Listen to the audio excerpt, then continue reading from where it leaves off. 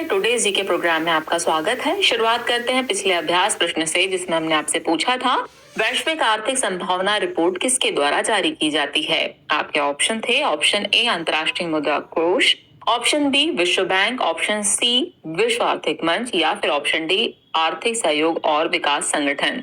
तो इस प्रश्न का सही उत्तर है विकल्प बी विश्व बैंक। आप में से कई व्यूअर्स ने इस प्रश्न का एकदम ठीक जवाब दिया है। इसी तरह अपने सुझाव, प्रतिक्रियाएं और जवाब हमें भेजते रहिए, हमें इसका इंतजार रहता है। चलिए अब इस प्रश्न से रिलेटेड आगे की बात को आगे समझते हैं एक्सप्लेनेशन के द्वारा। हाल ही में विश्व बैंक ने वैश्विक आर्थिक संभावना रिपोर्ट प्रकाशित की है, इसलिए विकल्प बी सही है। इस रिपोर्ट के अनुसार वित्त वर्ष 2023-24 में भारत की विकास दर के 6.3% पर रहने की उम्मीद है।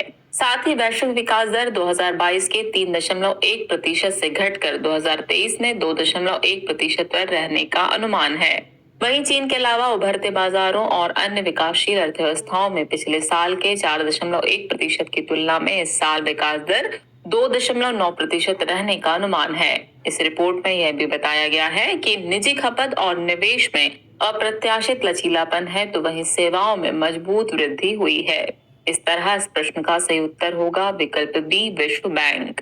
अगला प्रश्न है, यह एक हाइपरसोनिक मिसाइल है जो ध्वनि की गति से 15 गुना अधिक गति से यात्रा करने में सक्षम है। इसकी सीमा 1400 किलोमीटर तक है और यह मिसाइल किसी भी क्षेत्रीय मिसाइल रक्षा प्रणाली से गुजर सकती है। हाल ही में चर्चित ईरान की इस मिसाइल का नाम क्या है। आपके ऑप्शन है खुर्रम शहर, एमाद, फतह या फिर होर्मुज 1।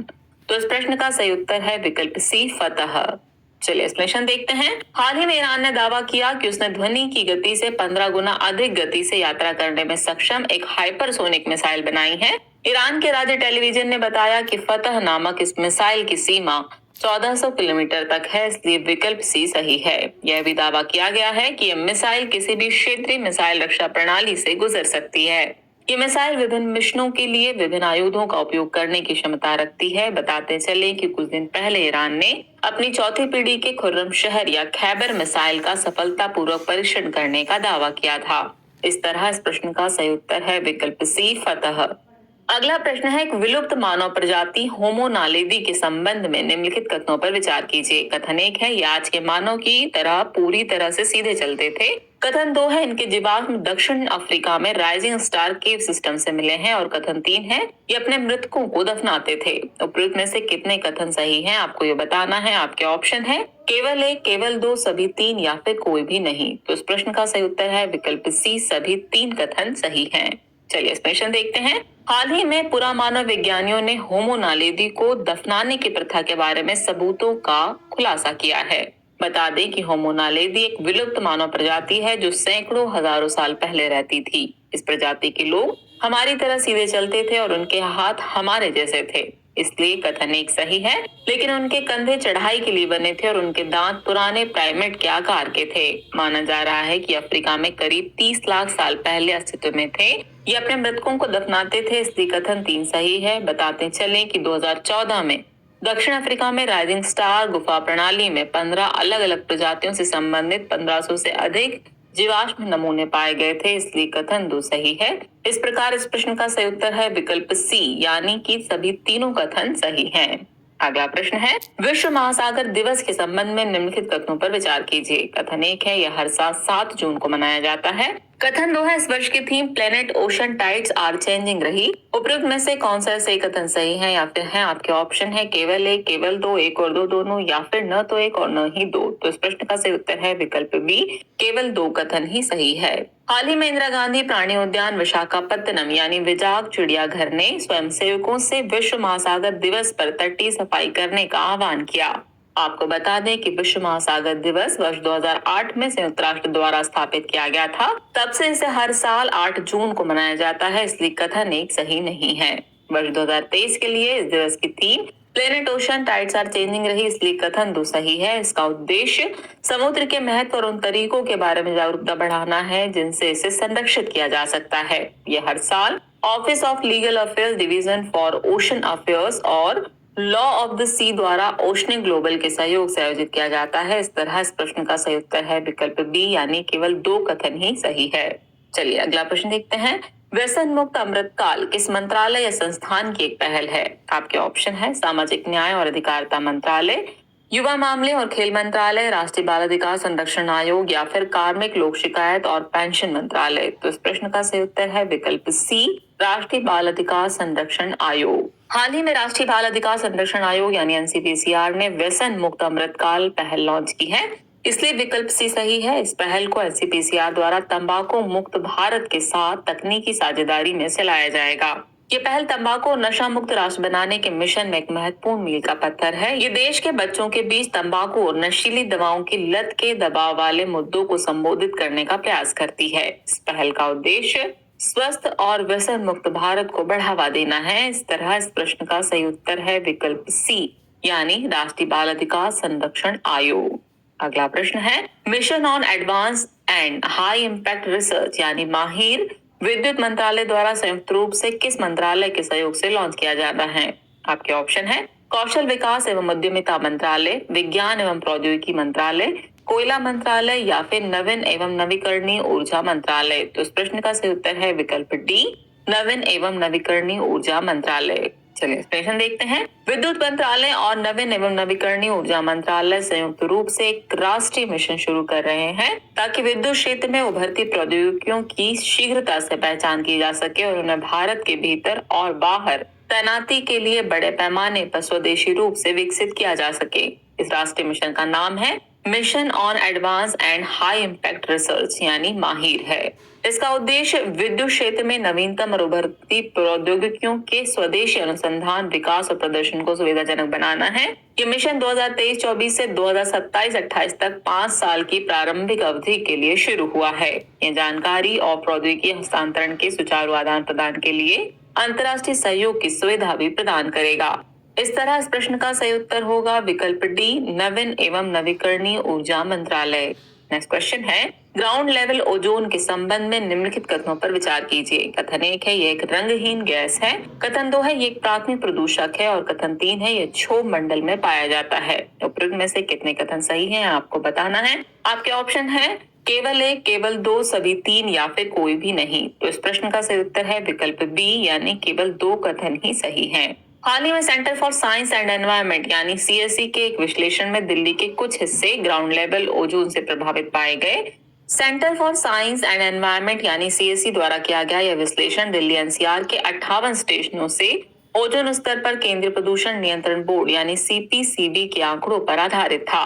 आपको बता दें कि ग्राउंड लेवल ओजोन रंगहीन और अत्यधिक परेशान करने वाली एक गैस है, इसलिए कथन 1 सही है। ये सीधे हवा में उत्सर्जित नहीं होती है, बल्कि तब उत्पन्न होती है जब 2 प्राथमिक प्रदूषक सूर्य के प्रकाश और स्थिर हवा में प्रतिक्रिया करते हैं। ये दोनों प्राथमिक प्रदूषक नाइट्रोजन ऑक्साइड और वाष्पशील कार्बनिक यौगिक हैं। यही कारण है कि ग्राउंड लेवल ओजोन को द्वितीयक प्रदूषक कहा जाता है, इसलिए कथन 2 सही नहीं है। इसे क्षोभ मंडलीय ओजोन के रूप में भी जाना जाता है, इसलिए कथन 3 सही है। इस प्रकार केवल 2 कथन ही सही है, यानी इस प्रश्न का सही उत्तर हुआ विकल्प बी, केवल 2 कथन ही सही है। अगला प्रश्न है, निम्नलिखित युग्मों पर विचार कीजिए। एक तरफ चक्रवात बताए गए हैं, दूसरी तरफ प्रभावित क्षेत्र बताए गए हैं। पहला है बिपरजॉय, उसके सामने लिखा है पश्चिम बंगाल। दूसरा है मोका, उसके सामने लिखा है गुजरात। तीसरा है निसर्ग, उसके सामने लिखा है महाराष्ट्र। और चौथा लिखा है एम्फान और उसके सामने लिखा हुआ है ओडिशा। उपरोक्त में से कितने युग्म सम्मिलित हैं, ये आपको बताना है। आपके ऑप्शन है केवल 1, केवल 2, केवल 3 या फिर सभी 4। तो इस प्रश्न का सही उत्तर है विकल्प बी, केवल 2 युग्म ही सम्मिलित हैं। आइए समझते हैं। हाल ही में भारत मौसम विज्ञान विभाग यानी आईएमडी ने चक्रवात बिपरजॉय के बारे में चेतावनी जारी की है। आईएमडी के मुताबिक बिपरजॉय एक गंभीर चक्रवात है जो इस साल अरब सागर में आने वाला पहला तूफान है। ये भारत के उत्तर पश्चिम की ओर बढ़कर गुजरात और महाराष्ट्र राज्यों को प्रभावित कर सकता है, इसलिए युग्म 1 सम्मिलित नहीं है। प्रश्न में दिए गए अन्य युग्मों की बात करें तो चक्रवात मोका एक बहुत भयंकर चक्रवाती तूफान था जो मई 2023 में बंगाल की खाड़ी में बना था। इसने बांग्लादेश और म्यांमार में तबाही मचाई थी, इसलिए युग्म 2 सम्मिलित नहीं है। जबकि चक्रवात निसर्ग ने वर्ष 2020 में महाराष्ट्र को प्रभावित किया था, इसलिए युग्म 3 सही सम्मिलित है। वहीं अम्फान एक शक्तिशाली उष्णकटिबंधीय चक्रवात था जो ओडिशा और पश्चिम बंगाल में भारी तबाही का कारण बना था, इसलिए युग्म 4 सम्मिलित है। इस प्रकार केवल 2 कथन ही सही है, यानी इस प्रश्न का सही उत्तर है विकल्प बी, केवल 2 युग्म ही सम्मिलित हैं। चलिए अगला प्रश्न देखते हैं। वन्य जीव संरक्षण अधिनियम 1972 के संबंध में निम्नलिखित कथनों पर विचार कीजिए। कथन 1 है, ये लुप्त प्राय प्रजातियों के शिकार पर रोक लगाता है। कथन 2 है, इस अधिनियम के प्रावधानों के तहत राष्ट्रीय वन्यजीव बोर्ड का गठन किया गया था। उपयुक्त में से कौन से ऐसे कथन सही है या फिर है, आपको ये बताना है। आपके ऑप्शन है केवल एक, केवल दो, एक और दो दोनों, या फिर न तो एक या न फिर दो। तो इस प्रश्न का सही उत्तर है विकल्प सी, एक और दो दोनों ही कथन सही है। हाल ही में काजीरंगा राष्ट्रीय उद्यान में 3 लोगों को कछुए की एक दुर्लभ प्रजाति को पकड़ने के आरोप में गिरफ्तार किया गया है। ये गिरफ्तारी वन्यजीव संरक्षण अधिनियम 1972 की धाराओं के तहत की गई है। वन्यजीव संरक्षण अधिनियम 1972 वन्यजीवों और पौधों की विभिन्न प्रजातियों के संरक्षण, उनके आवासों के प्रबंधन के साथ वन्यजीव पौधों तथा उनसे बने उत्पादों के व्यापार के विनियमन एवं नियंत्रण के लिए कानूनी ढांचा प्रदान करता है। यह अधिनियम वन्यजीव सलाहकार बोर्डों, वन्यजीव वार्डन के गठन, उनकी शक्तियों और कर्तव्य आदि का प्रावधान करता है। ये लुप्तप्राय प्रजातियों के शिकार पर रोक लगाता है, इसलिए कथन एक सही है। इस अधिनियम के प्रावधानों के तहत एक वैधानिक संगठन के रूप में राष्ट्रीय वन्यजीव बोर्ड का गठन किया गया था, इसलिए कथन 2 सही है। यानी इस प्रश्न का सही उत्तर है विकल्प सी, एक और दो दोनों ही कथन सही हैं। चलिए अब हम पहुंच गए एपिसोड के अंतिम प्रश्न पर। तो अंतिम प्रश्न है, निम्नलिखित में से कौन मूल्य समर्थन योजना के तहत प्रमुख कृषि जिन्सों के लिए न्यूनतम समर्थन मूल्य यानी एमएसपी के लिए सिफारिशें भेजता है? आपके ऑप्शन है कृषि उपज और पशुधन बाजार समिति, भारतीय प्रतिस्पर्धा आयोग, कृषि और किसान कल्याण समिति, या फिर कृषि लागत और मूल्य आयोग। तो इस प्रश्न का सही उत्तर है विकल्प डी, कृषि लागत और मूल्य आयोग। चलिए इस प्रश्न देखते हैं। हाल ही में सरकार ने दालों के घरेलू उत्पादन को बढ़ाने के लिए 2023-24 के लिए मूल्य समर्थन योजना यानी पीएसएस के तहत तूर, उड़द और मसूर के लिए 40% की खरीद सीमा हटा दी है। यह निर्णय प्रभावी रूप से बिना किसी सीमा के न्यूनतम समर्थन मूल्य यानी एमएसपी पर किसानों से इन दालों की खरीद का आश्वासन देता है। आपको बता दें कि भारत सरकार कृषि लागत और मूल्य आयोग यानी सीएससीपी की सिफारिशों को ध्यान में रखते हुए दोनों फसलों के मौसम में प्रत्येक वर्ष 25 प्रमुख कृषि जिन्सों के लिए न्यूनतम समर्थन मूल्य यानी एमएसपी की घोषणा करती है, इसलिए विकल्प डी सही है। भारत सरकार मूल्य समर्थन योजना यानी पीएसएस के तहत भारतीय खाद्य निगम, भारतीय कपास निगम, सेंट्रल वेयर हाउसिंग कॉर्पोरेशन आदि जैसी विभिन्न सार्वजनिक एजेंसियों के माध्यम से एमएसपी अधिसूचित कृषि जिन्सों की खरीद करती है। इस तरह इस प्रश्न का सही उत्तर है विकल्प डी, कृषि लागत और मूल्य आयोग। चलिए अब वक्त हो चला है आज के एपिसोड से रिलेटेड अभ्यास प्रश्न को नोट करने का। तो अभ्यास प्रश्न है, ये एक ऐसा शहर है जिसे वृद्धनगर, आनंदपुर, अनंतपुर और नगर जैसे नामों से जाना जाता है। कहा जाता है कि 2700 वर्षों से निर्बाध रूप से बसा हुआ है। शहर की किलेबंदी, धनुषाकार प्रवेश द्वार यानी तोरण, मंदिर, कुएं, आवासीय संरचनाएं और बौद्ध मठ जैसे उत्खनन स्थल एवं समर्पित स्तूप विभिन्न सांस्कृतिक काल के स्थापत्य प्रभाव को प्रदर्शित करते हैं। उपरोक्त अनुच्छेद में किस शहर के बारे में बात की गई है, आपको ये बताना है। आपके ऑप्शन है option a Badnagar, option b Junagadh, option c Bhavnagar, या फिर ऑप्शन डी पाटन। तो